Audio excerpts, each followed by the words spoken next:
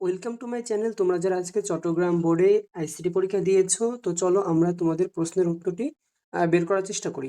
তো প্রথমে দেওয়া আছে কোনটি কখনো একক মাধ্যম হিসেবে ব্যবহার করা হয় না, সেটা হবে গ অ্যানিমেশন। 2 ইন্টারঅ্যাক্টিভ মাল্টিমিডিয়া অন্তর্ভুক্ত হলো ক 1 এবং 2 প্রোগ্রামিং ক্ষমতা এবং ভিডিও গেমস। 3 রয়েছে আমাদের এক্সেল C3 ফ্রন্ট বেসিক, এটার উত্তর হবে খ equal 3 C3 plus C3 dot. এরপরে 4 নম্বর আমাদের রয়েছে ইলাস্ট্রেশন গ্রুপে রয়েছে আমাদের 1 এবং 3 ক্লিপ আর্ট, চার্ট এবং শেপ, স্মার্ট আর্ট। এরপরে 5 নম্বরে একটা উদ্দীপক আমাদের দেওয়া আছে, এটার উত্তর হবে আহনাফের কম্পিউটারে কোন ডিভাইসের কারণে এই সমস্যা রয়েছে, সেটা হবে গ র্যাম। 6 সুমনের কম্পিউটারের সমস্যাগুলোর কারণ হতে পারে খ 1 এবং 3 ভাইরাস দ্বারা আক্রান্ত হতে পারে এবং 3 উইন্ডোজ সমস্যা। 7 ইন্টারনেট ব্যবহার করলে ইন্টারনেট ব্রাউজারের ক্যাশ মেমোরিতে কি জমা হয়, সেটা হবে ক কুকিজ।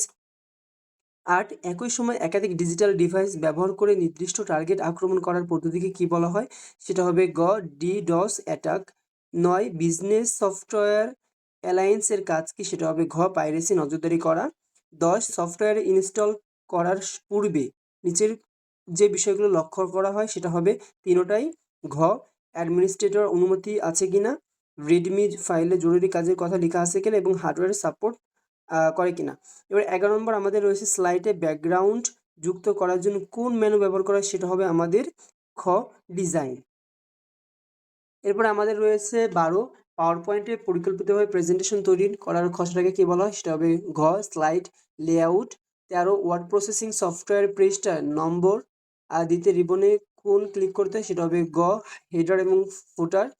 14 কম্পিউটারে অনেক সময় I logged disk not found message দেখানো হয় কেন, সেটা হবে ক হার্ড ডিস্কের জাম্পার সেটিং ঠিক না থাকায়। 15 পাইথন প্রোগ্রামে ভ্যারিয়েবল বা চলকের নামে কোন প্রতীকটি ব্যবহার করে, সেটা হবে খ। 16 ওয়ার্ড প্রসেসিং সফটওয়্যার অল্প সময়ে কোনো শব্দ খোঁজা বা প্রতিস্থাপন করা যায় কোন কমান্ডের সাহায্যে, সেটা হবে ক ফাইন্ড রিপ্লেস। 17 ভ্যারিয়েবল ভগ্নাংশযুক্ত সংখ্যা কোন ডাটা টাইপে জমা হয়, সেটা হবে ঘ ফ্লট।